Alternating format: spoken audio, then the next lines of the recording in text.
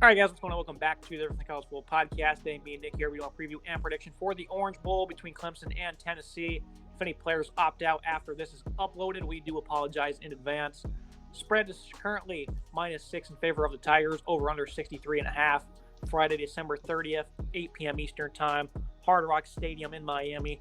Tennessee leads the all-time series 11-6-2. Last meeting 2004. Looking at this Tennessee offense, Nick, I mean, the numbers are on screen, but that's not even close to what we're going to see when this game takes place down in Miami. 47 points per game, 538 yards per contest, but it's going to be a much different looking unit. Hendon Hooker, of course, torn ACL. Cedric Tillman, Jalen Hyatt opting out. They also have Jimmy Holiday and Jimmy Callaway also entering the portal. So they're a little bit, banged up at receiver in terms of experience and production. But Brew McCoy, he is going to be playing in this game. 48 grabs, 619 yards, 3 touchdowns. He's going to get plenty of work. Ramil Keaton as well, 486 yards, 18 yards per catch for him, and 4 touchdowns. And then Squirrel White, he's probably going to get involved a good bit as well. 21 receptions on the year for him. Joe Milton, he's one of my favorite players to watch at times in college football. Not because, he's exactly good, but I think the cannon he has of an arm, Nick, makes him very exciting to watch. And he was not great against Vanderbilt. He was respectable, I think, in relief for Hooker against South Carolina. And he had, 3 of 3 for 105 yards and a score against Missouri. This year, 720 yards and 7 touchdowns on 54 attempts for him. Pretty good numbers you take at face value. But this is a guy that, he was the starter in Josh Heupel's first game. And now he's going to get the start here in probably his last game. Not sure what his eligibility is looking like. But Milton, he understands the system because he's been around a long time, but you need accuracy to thrive in this system. And Milton just doesn't have that, and I think that's certainly going to be a concern coming into a game here against the Clemson defense that has a strong defensive front.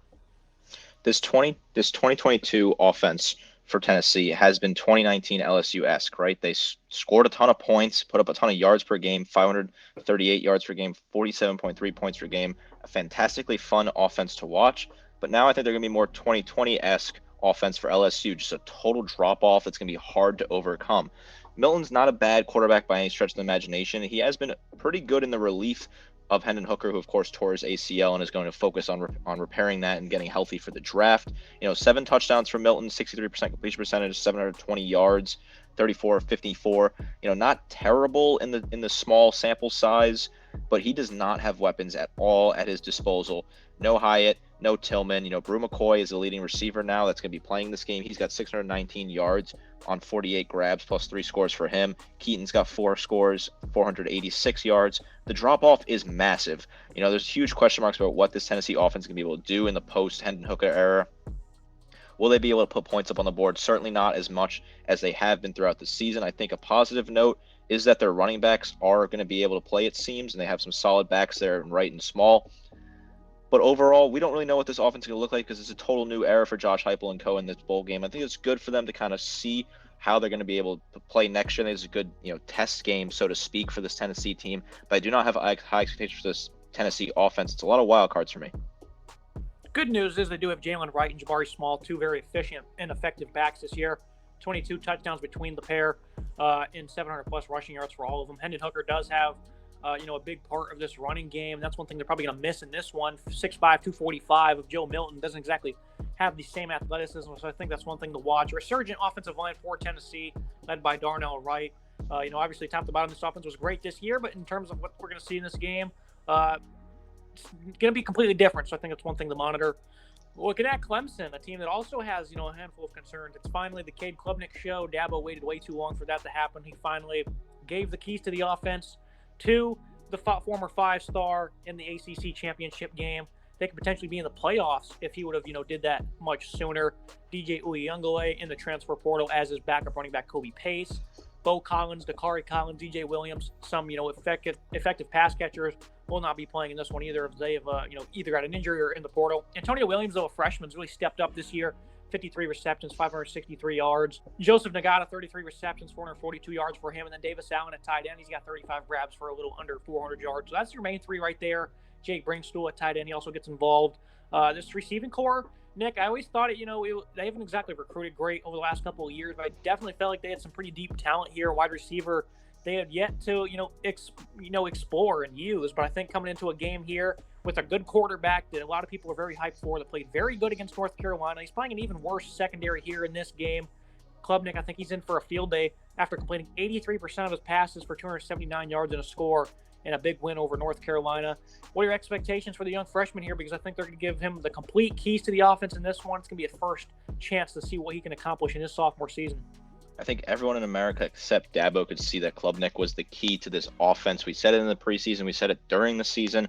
Everyone was saying it, and for some reason, Dabo stuck with DJ. DJ now looks to be transferring to Hawaii. He got a crystal ball there, which is an incredible fall from Clemson if you think about it.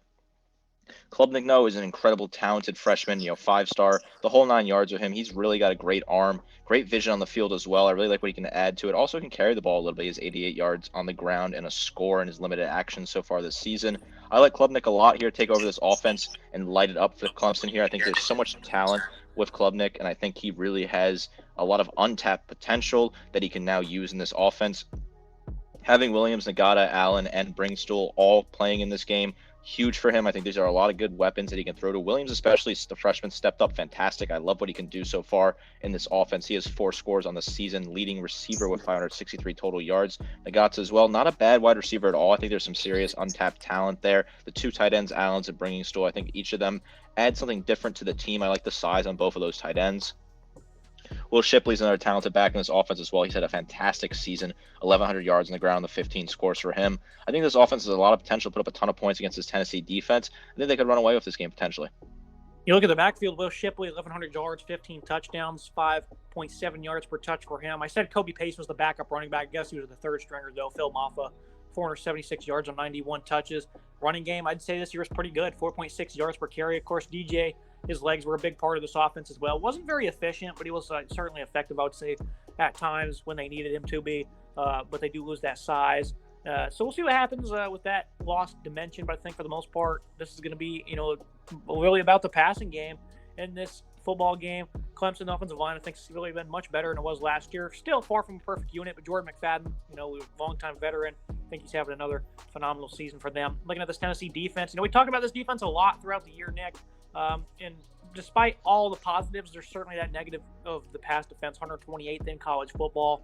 I mean, they were even getting torn apart against the passing attack of Florida early on in the year, and that lasted throughout the season. They were not very good. Warren Burrell, of course, at corner, he's been out for numerous weeks. They lose some depth and some size. Jordan Phillips at defensive tackle. For the most part, this defense we've seen all year long, they made some big-time strides. They only gave up 23.5 points per game, remains intact. You look at 2 linebackers and Aaron Beasley. 9 tackles for loss for him. He stepped up terrifically amongst Jeremy Banks. Those 2 guys are 2 of the top tacklers on the team. Trevon Flowers at safety. He's one of their top defensive backs. I think more importantly, this defensive line, though, led by Byron Young and Tyler Barron, Tyree West, he's been a great impact performer for them. Roman Harrison as well. This is a unit I think it's very interesting to see what they're going to do in the future, but more importantly in this game, I think this front 7, we said it every time we talk about this defense, the front 7 gives them the best chance to win because this secondary cannot hang, and I don't think it's going to be any different here in this game down in Miami. I totally agree. I think the front 7 is the key to success for this Tennessee defense. Beasley and Banks are exactly what you want in linebackers. We hope to see a little more tackles out of both of them, but they, kind of split tackles at a time. Those numbers are a little low for those guys, but I think Beasley and Banks are fantastic. 64 total tackles for Beasley, 53 for Banks in the season. Trevon Flowers is a good safety. I like him in the secondary, 57 total tackles in the season for him. Byron Young, a beast on the defensive line, 5 sacks season for him. Roman Harrison as well, 3 sacks in the season for him. Tyler Barron's got 2.5. This defense definitely can get after the quarterback. I think this front 7 puts a lot of pressure. If they're able to make Klubnik uncomfortable, I think that's the key to success against Clemson. Yeah, I mean, you look at a Tennessee secondary, give up 453 yards. South Carolina through the air. I think it was 7 points they had the week prior against Florida. They hung 63 on them. That's just not a good look for this defense, but I certainly think that those guys we mentioned are going to be the ones that lead the way. 27 sacks on the year for them, which is certainly not the bestest of numbers. 20 forced fumbles, or forced turnovers, rather. Some pretty good numbers, I'd say, from this defense. They took some big-time strides from a season ago, looking at a Clemson defense. Good unit, not a great one. Who's going to continue to opt out for the Tigers? It looks like guys like Brian Brissy are going to continue to play. They do have a number of opt-outs, though. Trent Simpson's not going to play. Miles Murphy, Xavier Thomas is hurt. Justin Foster doesn't look like he's going to get the go either. This is a defense that I certainly think has great depth, especially on that defensive front amongst Brissy, KJ Henry, Justin Muscol, Tyler Davis. and Ruka Hora. All those guys are going to play, it seems like. So I definitely think that that depth they have is certainly going to pay off as they lead into this game. Again, Nick, this was a good football team on defense, not great. The loss of Brent Venables, I think, certainly is starting to, show. We'll see long-term how that affects them. You look at the secondary this year has been pretty poor, though. They give up 360 against South Carolina. Louisville had their way kind of through the air, all the way back against Wake Forest and Louisiana Tech. They were putting up some yards. The secondary this year has never really been that great. I think Nate Wiggins has played terrific, in the back half of the season compared to how he played early on in the year. Andrew McCumba at safety, he's been an impressive playmaker for them as well. But I think more importantly, Jeremiah Trotter, you knew him, and Barrett Carter had some big shoes to fill at linebacker, and they've been great. Trotter, especially, one of the highest graded players in college football from his linebacking position. He's been great in coverage, getting into the backfield, leads the team with 12 tackles for loss, also has 80 tackles, a handful of pass breakups as well. This defense is loaded with talent. Nick Trotter, he's going to lead the way, and he's also got some big beef up front that's going to decide the play in this game. What are expectations in this contest? Because I definitely think that Tennessee's going to look to exploit this secondary, because I don't think running the ball is really going to be an option here. Trotter and McCumba, solid sophomores that are having incredible seasons. Trotter having a fantastic year, 80 total tackles, 6.5 sacks, 2 picks for him. All-around talented linebacker. He can do everything on the field. He forced a fumble as well this season. Fantastic player. Love the potential with him. Continues to get better. Andrew McCumba as well, guy we highlighted in the preseason is, can he step up in the secondary? Yes, the Clemson secondary has been, not great at times. I think McCumba and Wiggins have both gotten better as the season goes on. I'm impressed with Wiggins a lot. I'm also impressed with McCumba. I really like what he can do. I think he'll be a great draft prospect potentially next year or the year after, as he currently is a sophomore. 46 total tackles for him on the season, plus interception. Jalen Phillips as well, another good safety, 68 total tackles in the season. Like I said, Wiggins, I've been impressed how he continues to improve throughout the year. 11 pass breakups for him, plus interception. She returned for 98 yards for a touchdown. Great season for him throughout the back half. I like his potential a whole lot. I can't wait to see what he continues to do. I think he's a talented cornerback, also a sophomore. This is a young defense that is getting better over time. Yes, they're going to have a lot of opt-outs with the draft coming up. Of course, Brian Brise did not have quite the season we hoped he would, but he still is an incredible talent. Miles Murphy as well, another incredible talent. A couple opt-outs here and there, but I think this defense is young. A lot of these young guys need to get some more playing experience. Playing another game can certainly not help to give you some more experience. I think this defense will get better. I think next year they'll be a fantastic defense considering how the youth has kind of developed so far this season. I think they'll have a good game against Tennessee. Now, they did get scorched on the ground against Notre Dame. Florida State had their way running the ball, but since then they've been great. Less than 2 yards per carry allowed against Miami and South Carolina, and then North Carolina had nothing either. So this run defense is certainly no joke. Looking at team comparisons, quarterback, I'm going to go ahead and give it to Clemson and Cade Klubnik because I've seen Joe Milton. Again, he's very exciting with his big arm. That's about it, though. Running back, I'm going to give the edge to Tennessee. Wide receiver, Clemson gets it by default because of the guys who have opted out. Offensive line, I'm going to go ahead and give that to Tennessee. And then every single edge on defense is going to go to the Clemson Tigers.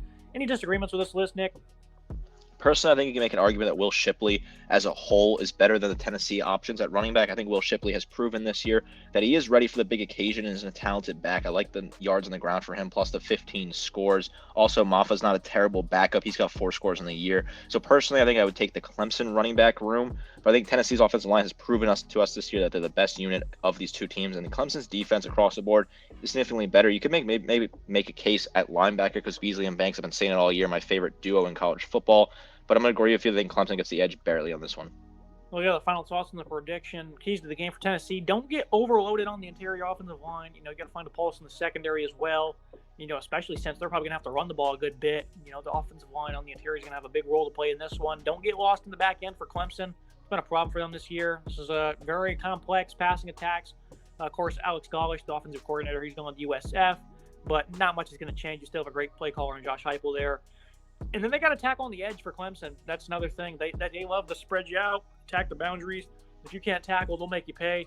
And trust Klubnik. I think that's what the game plan is going to be here. They're going to let him just throw over the secondary. I'm going to go 38-27, a little bit more conservative of a score than you have. I think this game could certainly get out of control. I don't think a single person's going to pick Tennessee, and that's no disrespect to Tennessee. Just everyone's out on offense. It's not going to be anywhere near the offense we've seen all year long, which is very unfortunate, especially on this big stage in the Orange Bowl. But I'm going to take Clemson to win this one, 38-27, pretty handily. But I think it should be an exciting game. Tennessee fans, I think, are going to travel for this one. Joe Milton is probably his final college game. He's going to be amped up to deliver a big performance against a great defense. So we'll see what happens in this one, Nick. You have Clemson winning by 12. Yeah, I'm gonna take Clemson by 12. I think they're gonna hit those keys like you suggested. As long as they don't get lost in the back end, as long as Wiggins and McCombie have a good day in the secondary, I think this defense will be able to shut down Tennessee and force Tennessee to get a little sloppy in the second half.